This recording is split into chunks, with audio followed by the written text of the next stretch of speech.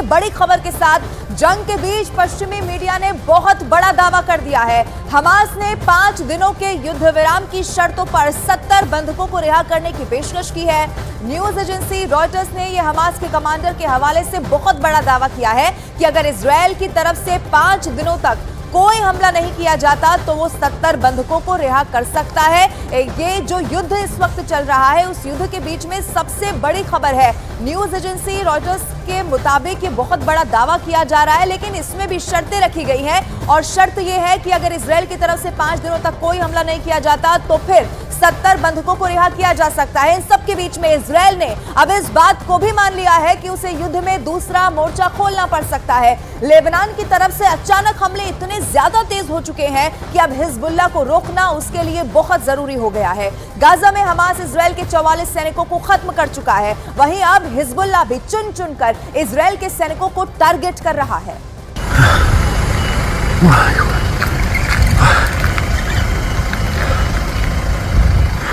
ये गाजा नहीं है, ये हमास भी नहीं है, ये है उत्तरी इजराइल। लेबनान से लगे हुए इस इलाके में जैसे जहन्नुम की आग जल रही है। इजराइल अब लेबनान को गाजा बनाने की तैयारी में जुट गया है, क्योंकि हिजबुल्लाह ने इस हमले को अंजाम दिया है। इजराइल और लेबनान बॉर्डर पर हुआ यह हमला एंटी टैंक मिसाइल से किया गया है। दावा किया जा रहा है कि इस हमले में इजराइल के कई सैनिक बुरी तरह घायल हुए हैं। अगर ये हमला बड़ा लगा तो इस अटैक को देखिए। हिजबुल्लाह के लड़ाके रमीन बैरक के पास एंटी टैंक मिसाइल फायर करते हैं और फिर होता है ये धमाका।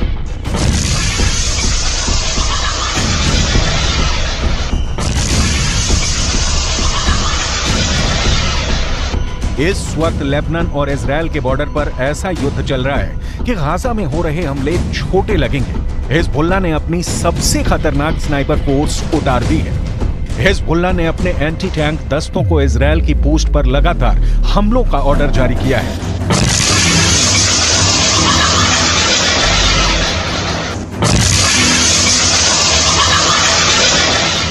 इन धमाकों ने एक बड़ी गारंटी दे दी है।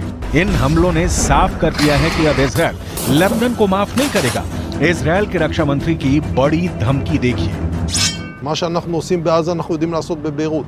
מה שאנחנו עושים בעזה אנחנו יודעים לעשות בביירות.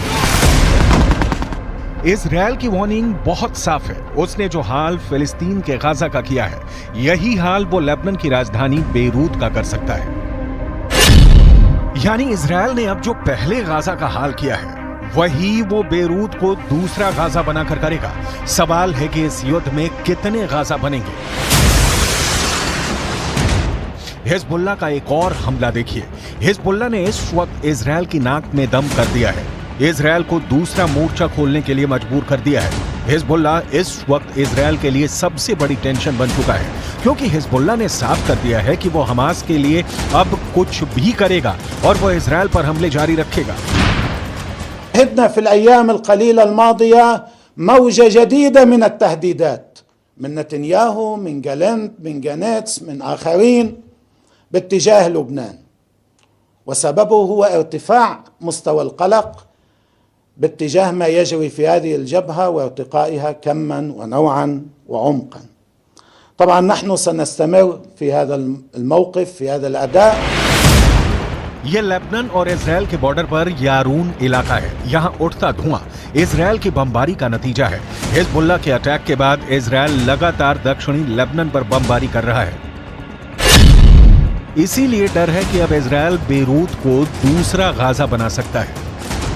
हिजबुल्लाह के महासचिव हसन नसरल्लाह ने अपने भाषण में ऐसी बातें कही हैं कि इससे साफ है कि इजराइल और फिलिस्तीन के बीच चल रही जंग लंबी चलेगी। खतरा है कि इसमें 10 गुना ज्यादा मौतें होंगी। टारगेट पर अब ऐसे ऐसे ठिकाने होंगे जिसके बारे में सुनकर कोई भी चौंक जाएगा। ये बात पहले से साफ है कि हिजबुल्लाह के पीछे ईरान है।